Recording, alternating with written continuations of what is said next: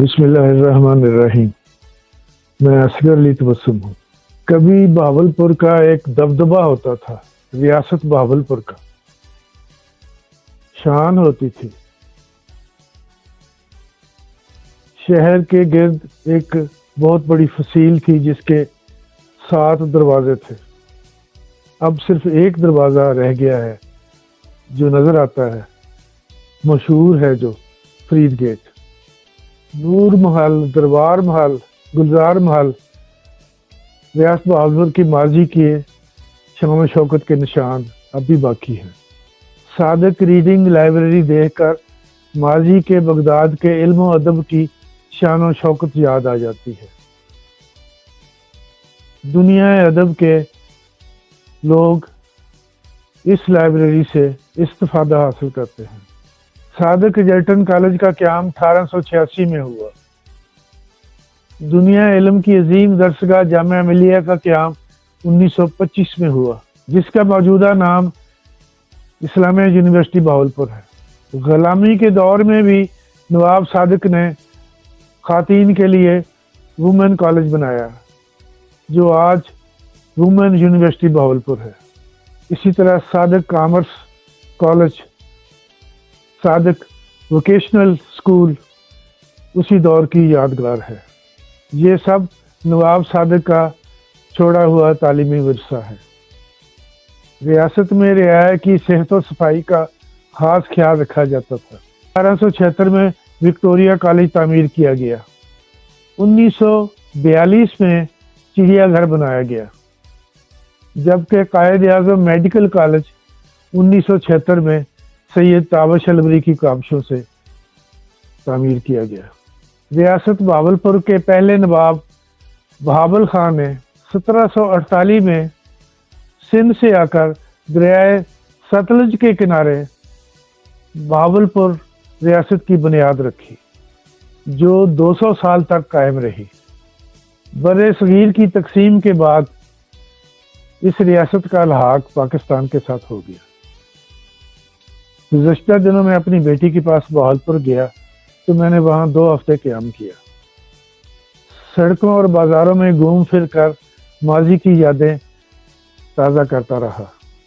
شہر کے تاریخی مقامات کو وزٹ کیا، سہولت بازار اور فرید گیٹ کی رونقیں دیکھی۔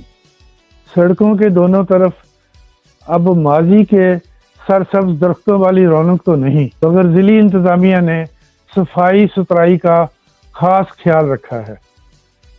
صفائی ستھرائی دیکھ کر دل راضی ہو جاتا ہے۔ فیصل آباد جیسی آلودگی بہاولپور میں اب بھی نہیں ہے۔ بہاولپور میں انڈسٹری 0 ہے، البتہ انفرادی طور پر لوگ گھروں میں دستکاری اور سلائی کڑھائی جیسے کام کرتے ہیں اور اس سے ان کی گزر اوقات ہو جاتی ہے۔ میں بہاولپور جاؤں تو سید تابش الوری سے ملاقات ضروری ہوتی ہے۔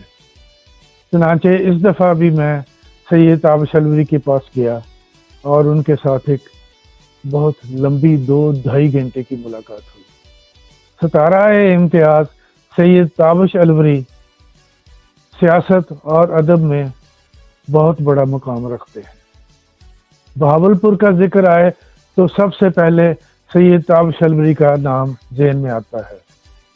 وہ ایک وزادار سیاستدان ہیں، ہمیشہ صاف ستھری سیاست کرتے ہیں۔ فقہ بند مسلم لیگی ہیں، ایک بہت بڑے اسپیکر ہیں۔ جب وہ تقریر کرتے ہیں تو سننے والوں پر سحر طاری ہو جاتا ہے۔ نوجوانی میں صدر جنرل محمد ایوب خان کے دور حکومت میں مغربی پاکستان اسمبلی کے رکن تھے۔ ان دنوں صدر ایوب خان کی کنونشن مسلم لیگ کے مقابلے میں مغربی پاکستان اسمبلی میں اپوزیشن کے صرف 4 اراکین تھے۔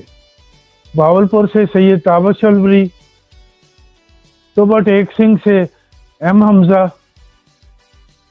سیالکوٹ سے خواجہ محمد صفدر اور کوئٹہ سے باقی بلوچ۔ یہ 4 اراکین مغربی پاکستان اسمبلی کے اجلاس کے دوران ایوان پر چھائے رہتے تھے۔ ان کی مؤثر اور جاندار تقریروں سے پرنٹ میڈیا میں ساری رونق تھی۔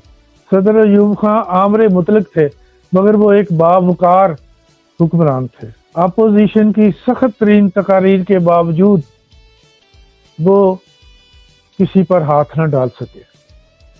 فوجی جرنیل محمد ایوب خان کی حکومت آج کی نام نہاد جمہوریت سے میرے خیال میں، میری رائے میں 1000 درجہ بہتر تھی۔ صدر محمد ایوب خان سے اشرافیہ کو کوئی پرابلم ہوگا تو ہوگا، عام آدمی خوش تھا، عام آدمی کو کوئی تکلیف نہیں تھی، عام آدمی امن اور سکون سے تھا۔ کاش ہمیں کوئی ایسا کوئی اچھا حکمران مل جائے، خواہ وہ فوجی ہو خواہ وہ سول ہو، یا اللہ ہمیں کوئی اچھا حکمران دے دے۔ بات سید تابش الوری کی کر رہا تھا۔ وہ ماضی کی خوبصورت جمہوری روایات کی باقیات میں شمار ہوتے ہیں۔ 1984-85 میں جب میں NFC کے ریجنل مینیجر کی حیثیت سے بہاولپور میں تعینات ہوا تو مجھے یہ جان کر خوشگوار حیرت ہوئی کہ سید تابش الوری میرے ہمسایہ تھے۔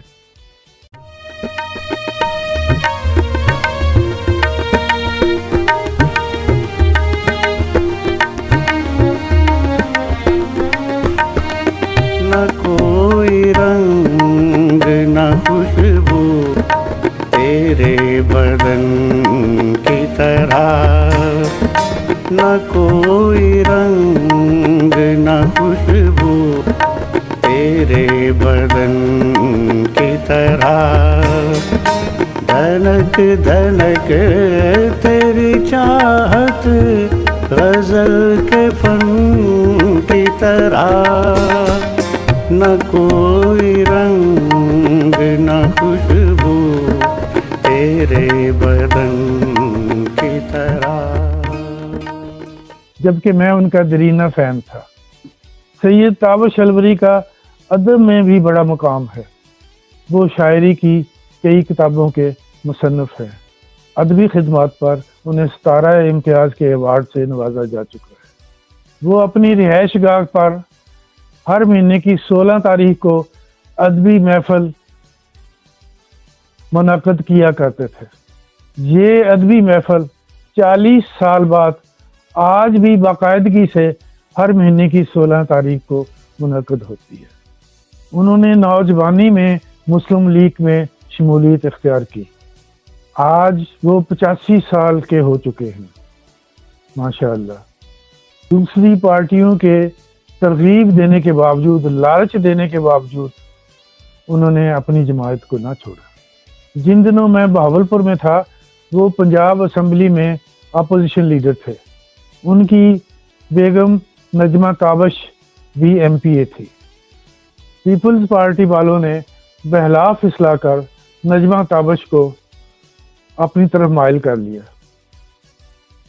اور وہ پیپلز پارٹی میں شامل ہو گئی۔